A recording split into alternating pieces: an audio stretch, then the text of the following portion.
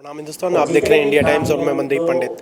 आज Hisar industries association का एक बहुत बड़ा सम्मेलन हो रहा है। यहाँ पे पूरे शहर के और ज़िले के जो उद्योगपति हैं, व्यापारी हैं बड़े बड़े, वो यहाँ पर पहुँचे हुए हैं। और आज माता सावित्री जिंदल यहाँ पर बीजेपी के जो लोकसभा प्रत्याशी हैं रणजीत सिंह, उनको एक विशेष तौर पे आशीर्वाद और समर्थन देने यहाँ पर आई है। और यहाँ पर सभी पहुँचे हुए हैं और अभी थोड़ी देर में ही सावित्री जिंदल जी और उनकी जो सोच है, जो पार्टी के प्रत्याशी हैं रणजीत सिंह, वो भी यहाँ पहुँचेंगे और सभी उद्योगपतियों से रूबरू होंगे।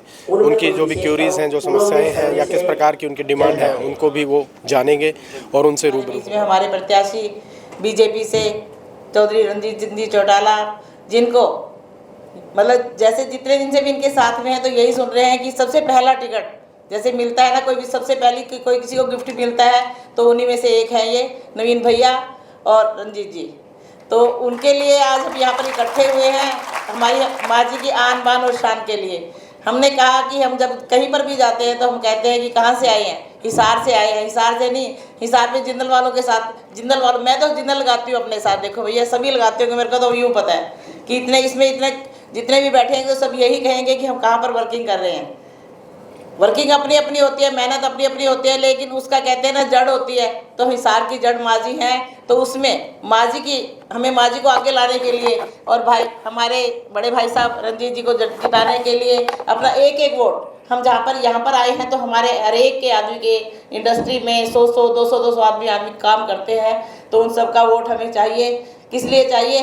क्योंकि हमें मोदी जी के हाथ मजबूत करने हैं। तो इसी चीज़ को मैं कहते हुए मैं आप सबसे वोट की अपील करने के लिए आज इकट्ठे हुए हैं। और वही वोट 25 तारीख को कमल के फूल के आगे का बटन दबा के ज़्यादा से ज़्यादा संख्या में, मतलब ज़्यादा से ज़्यादा 100 के 100% भुगते, तो आज हमारी माँ जी की आन बान और शान जो हमारे बीच में है वो और दुगनी हो जाए। और इसके बीच में भी हमारे पास काफ़ी टाइम है। अभी मैं कह रही हूँ कि भाई नवीन कुरुक्षेत्र से आ रहे हैं, तो हम सबका फ़र्ज़ बनता है कि वहाँ पर भी जो हमारे रिश्तेदार, बहन बेटी, जो भी हमारी रिश्तेदारी है, हम जाकर 1-2 दिन का टाइम लगाएं। वहाँ पर लगाकर, ये भी हमारे भाई का काम भी हमारा है। दोनों जब संसद में जाएंगे, वहाँ पर जाएंगे, तो मोदी जी के बराबर खड़ा जब हम अपने आदमी को पाते हैं ना, तो हम बहुत खुश होते हैं।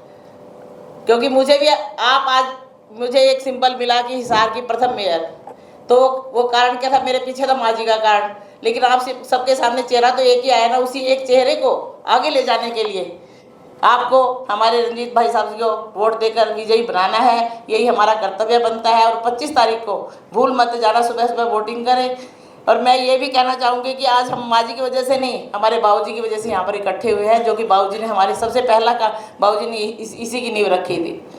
मैं ये कहना चाहूँगी आप सब लोगों को कि आप ज़्यादा से ज़्यादा जितना भी हो सके, मैं तो कहूँगी पूरा जोर शोर से। सब कहते नहीं हम किसके साथ हैं, मोदी जी के साथ है। नहीं, हम हमारी माँ जी के साथ हैं, और माँ जी हमारे रणजीत जी को हमारे बीच में लाई है। तो हमें इतना वोट दिलाना है कि ये हमेशा माँ जी के बारे में यूँ कहे कि माँ जी आपका हिसार भी एक हिसार है। तो इसी के साथ मैं आपसे बार बार अपील करते हुए यही कहूँगी कि ज़रूर से ज़रूर सब भाई अपने साथ जितने भी वोटर वर्कर हैं हमारे, उनके सबके वोट ज़्यादा से ज़्यादा डलवाएँ। यही अपील। जय हिंद, जय भारत। अगर मैं कहूँ तो शहर का एक इंटेलेक्चुअल क्लब और ओपिनियन मेकर की पूरी क्रीम बैठी है। बहुत लंबा नहीं कह के आपसे केवल मुद्दे की बात करूँ। मेरा एक पॉलिटिकल कैरियर है जिसमें मैं 6 बार छठी कैबिनेट में हूँ। विधानसभा में कई बार आने का मौका मिला, मेंबर पार्लियामेंट भी रहा। सवाल इस बात का नहीं है कि मैं MP बनूँ या नहीं बनूँ। कई चीज़ें देश के लिए एक कर्तव्य भी होता है। जो कंडीशंस हैं प्रेजेंट, उसमें बहुत सोच विचार के इस चुनाव का निर्णय होना है। चारों तरफ जैसे हालात बन रहे हैं, यूक्रेन में हम देख रहे हैं, गाजा में देख रहे हैं, चाइना का ताइवान और साउथ कोरिया पे जो प्रेशर बन रहा है उसको देखें, और जो समुद्र में उनके शिप चल रहे हैं बीच के इंडिया को घेरने के जा रही है, तो कब कैसी कंडीशन बन जाए। आज गाजा में और यूक्रेन में ये सवाल नहीं है कि इंडस्ट्रीज कैसे चले, आज वहाँ ये सवाल नहीं है कि उनके शोरूम कैसे चले, आज वहाँ ये है कि बच्चों को कैसे बचाया जाए। मैं थोड़ा सा आपसे जानकारी में, ऐसे हालात में क्या राहुल गांधी देश को बचा लेने में सक्षम है? इन हालात में, इन कंडीशन में हमें एक एक्सपर्ट आदमी जो 4 बार मुख्यमंत्री रहा हूँ, 2 बार देश का प्रधानमंत्री रहा हूँ। जिन्हें G20 क्या है, फ्रांस क्या है, हमें एयरबेस कहाँ लेना है, कहाँ से हमें डिफेंस सिक्योरिटी लेनी है, ये सब बातें इंटरनेशनल कैसे रिलेशन रखने हैं, किस देश से कैसे रखना है, ये एक बहुत बड़ा अहम मुद्दा है। दुनिया का सबसे लार्जेस्ट डेमोक्रेटिक सेटअप है, 145 करोड़ का। अमेरिका का चुनाव होते हैं तो दुनिया की निगाह लगती है कि अमेरिका के चुनाव कैसे हों, वहाँ का देखते हैं, क्योंकि वर्ल्ड की इकोनॉमी है। और जब हिंदुस्तान दुनिया का पूरे यूरोप की आबादी 72 करोड़ है, हमारे यहाँ 145 करोड़ है। आवाज़ तो ठीक आ रही है ना जी। 145 करोड़ का जब कोई निर्णय होता है तो दुनिया का ध्यान लगता है कि किस तरीके से। पाकिस्तान में भी इलेक्शन हुआ, इमरान अंदर है, मेजोरिटी उन्हें मिल गई, पर सिस्टम में मिलिट्री सपोर्ट से गवर्नमेंट कैसी बन गई। हमारे यहाँ 145 करोड़ लोगों की सबसे बड़ी एक्सरसाइज है, देश जिस जगह खड़ा है। ऐसे में हमें थोड़ा सा अलग चुनाव से, चुनाव के अलग तरीके का एक निर्णय लेना होगा। कन्फ्यूशियस चीन के फिलोसफर थे, वर्ल्ड के टॉप फिलोसफर में एक थे। उन्हें एक कोई शहर के इंटेलेक्चुअल क्लब को एड्रेस कर रहे हैं, जिसमें प्रोफेसर्स, डॉक्टर्स, बड़े टॉप इंडस्ट्रियल्स और उसमें एडवोकेट्स सब लोग बैठे हैं। सब्जेक्ट था कि किसी डेमोक्रेटिक सेटअप में बेस्ट पैरामीटर्स क्या है एक स्टेबल गवर्नमेंट के लिए। तो उसमें कन्फ्यूजन कहने लगे कि मुझे 3 चीज़ चाहिए। मुझे मेरी आवाज़ पे शक हो रहा है, ठीक आ रही है कि नहीं? कि मुझे 3 चीज़ चाहिए। People's cooperation, number 2 best economy and strong and dependable army. अगर ये 3 चीज़ मेरे पास हो तो कफन में जाने तक भी किसी को सता नहीं दूंगा।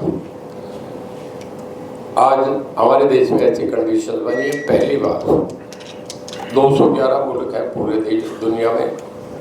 211 देशों के अंदर हम 197 जो यूएन से रिकग्नाइज हैं।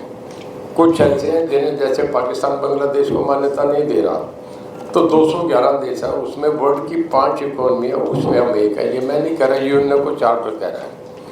वर्ल्ड की जो बेस्ट आर्मीज हैं, जो स्ट्रॉन्ग आर्मी है, उन 4 में हम एक हैं।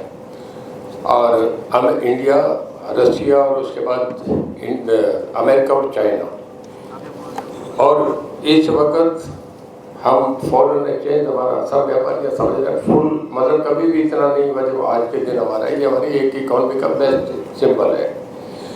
तीसरा, जब ये पीपल्स कॉन्फिडेंस, मैं ये समझता हूँ, मैंने 77 का चुनाव भी देखा, क्योंकि एज के हिसाब से हमने वो चुनाव सामने देखा। इमरजेंसी के अगेंस्ट, एक एक्सेस ऑफ इमरजेंसी के खिलाफ लोगों ने रिबट करा, पर इतना बड़ा मैंडेट नहीं मिला था जब साउथ में नहीं मिला।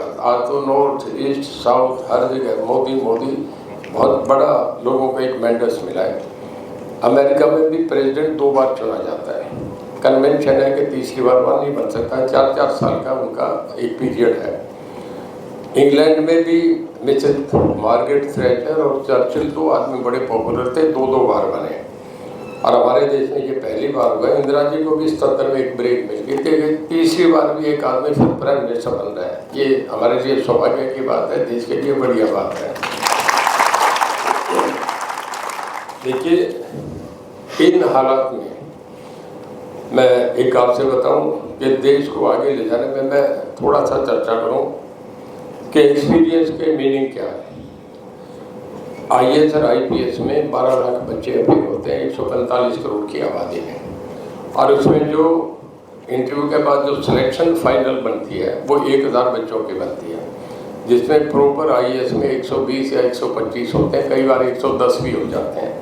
और फिर IPS आते हैं, उसके बाद फिर अलाइड में railway, income tax, revenue, railway, उनमें चले जाते हैं।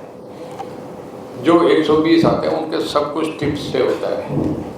एक IPS आदमी को भी ट्रेनिंग के लिए SHO का काम करना होता है।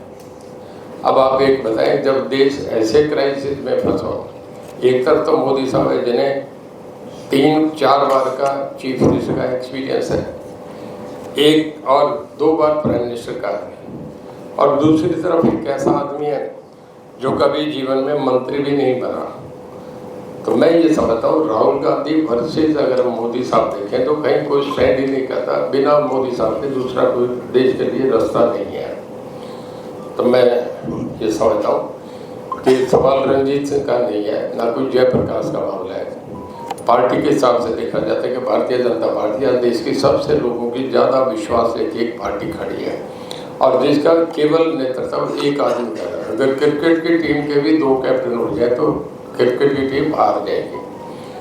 अगर कोलिशन गवर्नमेंट बने, फ्रांस जर्मनी 20 पीरियड से गए, हम भी 1984 में एक बार राजीव गांधी को इंदिरा जी के असैसिनेशन के बाद 401 सीट मिली थी।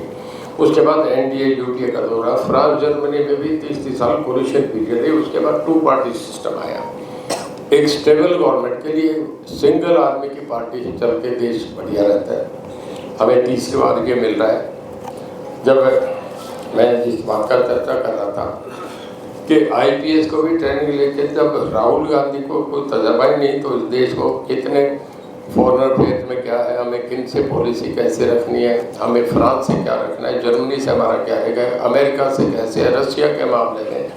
अब जब यूक्रेन में वार हो रहा था, हमारे प्राइम मिनिस्टर ने एक बड़ा तरीके से स्टैंड लेके ना अमेरिका के साथ जा सकते थे, ना रशिया के साथ जा सकते थे। एक बहुत इंटेलिजेंट आदमी अपने आप को इस क्राइसिस में से बीच में से निकाल के ले गए और अपना उन्होंने एक पहचान अलग से बनाई। मैं आधे मिनट में एक इशू टच करूँगा। यूक्रेन में 2 साल से इतना नरसंहार हुआ है, मेरे ख्याल में वर्ल्ड वार में भी ऐसा नहीं हुआ। बहुत स्काई आपका मिसाइल जा रहे हैं, ड्रोन से उन पे टैंक्स पे बम्बार्डमेंट हो रही है, सब कुछ तबाह हो रहा है। उसमें किसी भी देश की, किसी कंट्री के हेड की ये हिम्मत नहीं कि पुतिन को रोक दें। हमारे प्राइम मिनिस्टर ने ये कहा मोदी साहब ने कि हमें एक सेफ जोन दो ताकि हमारे 20,000 बच्चे उन्हें हम लेके आए, और एक सेफ जोन हुआ जहाँ तिरंगा लहराया गया, उसमें हमारे 20,000 बच्चे वापस आए। और मैं आपसे बता रहा हूँ, अचंभे की बात यह कि पाकिस्तान के बच्चों को भी तिरंगा बाहर लहरा के अपने स्पेस से बाहर भेजा। मैं बहन जी का बहुत शुक्रगुजार हूँ। बहुत चीज़ें हम बोलने को और बोलूँगा, समय लगेगा। चुनाव की 6-7 मीटिंग 8 बजे से पहले हमें सब कवर करना है। मैं तो जिंदल परिवार का बहुत आभारी हूँ कि इन्होंने समय निकाल के कहीं भी हो, इनका अपना एक नाम है, जहाँ भी जाते हैं वोट है। आज जिंदल साहब वहाँ जाके लड़ रहे हैं, नवीन जिंदल, मैं यहाँ लड़ रहा हूँ। परिवार की हैसियत है, कोई दूसरी जगह जाके 10 किलोमीटर भी कहीं दूसरे गांव में भी चुनाव नहीं लड़ सकता। परमात्मा की इन पे पूरी मेहरबानी है। एक छोटा किस्सा कहूँगा। एक बार किसी आदमी ने अपनी पूजा में था, बुढ़ापे में था, उसने ईश्वर की पूजा करी तो जो ईष्ट था, जो शक्ति थी, सामने अपील हो गई। कहने लगे कुछ मांग। वो कहने लगा मुझे कुछ नहीं चाहिए, मैं बुढ़ापे में और मुझे क्या जाना है, जीवन सब समाप्त कर लिया, अब तो नज़दीक है। कहने लगे नहीं कुछ मांग, मैंने देना है। उसने मना कर दिया। कहने लगा मैं जिस जगह बैठा हूँ मेरा सिंहासन हिल रहा है, तो इतनी मन से तू प्रार्थना कर रहा है तो मुझे कुछ मांगना पड़ेगा, नहीं तो मेरी मुश्किल हो जाएगा। तो उस आदमी को दिया। कहते हैं ठीक है, फिर बता क्या देगा। कहते हैं कुछ भी मांग। कहता है जी मुझे जवानी दे दे। उसे जवानी मिल गई। लंबा समय नहीं लगा। तो मैं फिर बता रहा हूँ, फिर दूसरी बार फिर उसने जब जवानी मिल गई तो और तेजी से करने लगा। फिर दूसरी बार वो शक्ति फिर सामने आई तो कहने लगा कि और मांग। तो फिर वो दूसरी बार कहने लगा कि मुझे पैसा दे दे, पैसा मिल गया। तीसरी बार सामने आई तो फिर कहने लगा वो क्या चाहिए, क्योंकि लंबा समय नहीं लगे। कहने लगा मुझे राजनीतिक ताकत भी दे दे। उसे राजनीतिक ताकत भी मिल गई। जब अगली बार आया तो कहने लगा कि अब क्या चाहिए, बोले खूबसूरती चाहिए, तो खूबसूरती भी मिल गई। तो मैं ये कह रहा हूँ, 5वीं बार ताकत दोबारा फिर शक्ति आई तो कहने लगे मांगने को तो देगा वो दूंगा, पर वो एक समझौता कर ले कि जीवन में किसी को 3 चीज़ें इकट्ठी नहीं मिलती। अगर किसी पे पैसा हो गया तो उसकी सेहत ठीक नहीं, किसी पे राजा बन गया तो उसकी शक्ल ठीक नहीं, मतलब 3 चीज़ इकट्ठी नहीं मिलती। मैं तो कह रहा हूँ जिंदल परिवार को परमात्मा ने इतनी शक्ति दी है कि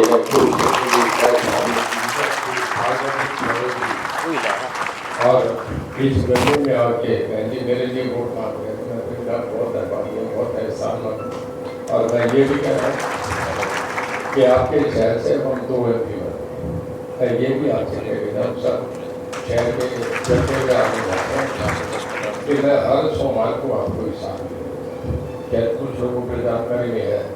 मैं पिछले 16 साल से हर 5 तारीख को मैं हिसार आता हूँ, 50 साल से रहता हूँ, 1808 आदमी मैं सबको डिस्पोज ऑफ कर दिया।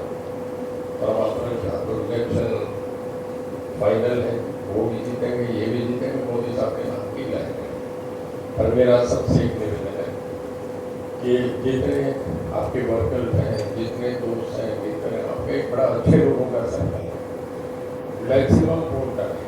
इस बार की लीड कहीं भी पूरी नहीं होगी। इसे अगर हम शहर में जोर लगा दें तो 1 लाख वोट तो कहीं भी लीड इससे कम तो हो ही नहीं चाहिए। पिछली बार में 69,000 जब तो जिस परिवार को मैं कह रहा हूँ कि दुनिया ये तो पिछली बार एक्टिव नहीं थे, घर बैठे थे, राजनीति में दिलचस्पी बीजेपी बंद लगा रहा। आज जब बहन जी आके बैठी इस गर्मी में महावीर कॉलोनी में जा रहे हैं, जिस जगह जा रहे हैं, सब जगह घूम रहे हैं। अब इधर वो कहते हैं ना, नोटों के 4 वोट होंगे तो मैं 4 हो गई के बाद जाने के बाद। तो मैं आप सब लोगों का बहुत धन्यवाद करता हूँ और सबसे एक रिक्वेस्ट करता हूँ कि कमल के फूल पे वोट लगा के बटन दबा के हमारे प्रधानमंत्री जी को हिसार की तरफ से अगर हम 2 कमल के फूल ले जाते हैं, जल्दी हमारा सौभाग्य का, सब इसका, देश का और जिले का। आपका बहुत धन्यवाद। जय भारत। आप आज यहाँ इतनी संख्या में पहुँचे, आप सभी का मैं बहुत बहुत धन्यवाद करती हूँ। बाबूजी COP जिंदल जी ने मेरा नाता आप लोगों के साथ जोड़ा था और वह नाता आप लोग बहुत बखूबी निभा रहे हैं। आप मेरे परिवार का अभिन्न अंग हैं।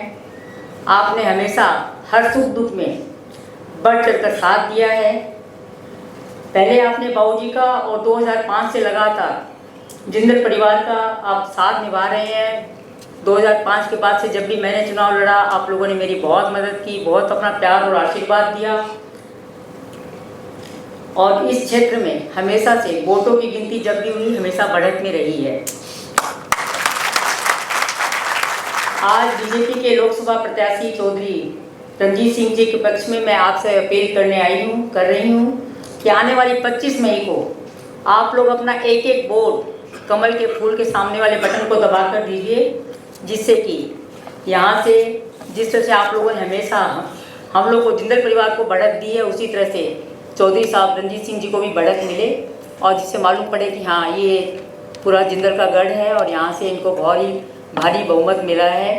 क्योंकि तभी मुझे खुशी होगी क्योंकि आप लोग अभी जिस तरह से एक जन अपनी फैक्ट्री से आए हुए हैं, आपकी फैक्ट्री में बहुत सारे वर्कर्स हैं, आप सभी उनको कहिए, उनके परिवारों को उनको बोलिए कि वो अपने परिवार को बोलें और ज़्यादा से ज़्यादा वोट 25 तारीख को डलवाएं, जिससे कि बहुत भारी बहुमत यहाँ से मिले। और कुरुक्षेत्र के अंदर आपका बेटा, आपका भाई नवीन भी चुनाव लड़ रहा है, तो आप लोग वहाँ भी अपनी जो भी कोई रिश्तेदारी हो, जान पहचान हो, जिनसे भी आप कह सकें, आप जाकर कह सकें या फ़ोन द्वारा कह सकें, आप उनको भी सूचित कीजिए और उनको भी बोलिए कि आने वाली 25 तारीख को अपना एक वोट कमल के फूल के सामने वाले बटन को दबा कर दें, जिससे कि नवीन भी और रणजीत सिंह जी भी दोनों मिलकर मोदी जी के विकसित भारत में अपना सहयोग दे सकें। और मुझे आशा ही नहीं, पूरा विश्वास है कि आप लोग अपना और अपने परिवार का, अपने साथियों का, सबका वोट ज़रूर बीजेपी को देंगे, क्योंकि आप सबको मालूम है मोदी जी ने बहुत अच्छे अच्छे काम किए हैं। सबसे पहले तो हमारा राम मंदिर ही बनाया है, जिसके कि हम सब राम मंदिर बनने के बाद तो हम लोग बहुत ज़्यादा मोदी जी के पक्ष में हैं कि भाई राम मंदिर हमारा बना है, जो 500 साल से बना नहीं था, तो राम मंदिर बना है। और बाकी भी महिलाओं के लिए, बच्चों के लिए, उन्होंने गरीब लोगों के लिए बहुत सारे काम किए हैं, वो मुझे बताने की ज़रूरत नहीं है, वो आप लोगों को ज़्यादा मालूम है। तो मैं तो आप सबसे एक ही बात कहूँगी कि आप लोग सब मेरे परिवार के सदस्य हैं और आने वाली 25 तारीख को आप लोग अपना एक वोट कमल के फूल के सामने वाले बटन को दबा कर दीजिए, जिससे कि हमारे यहाँ के लोकसभा प्रत्याशी रणजीत सिंह जी और कुरुक्षेत्र से नवीन जिंदल जी दोनों विजयी हो और इन लोगों की जीत जब होगी तो वो आप लोगों के वोटों से होगी, तो आपकी जीत होगी। इन्हीं शब्दों के साथ आप सबका बहुत बहुत बहुत धन्यवाद। आज यहाँ पर आंटी के आग्रह पे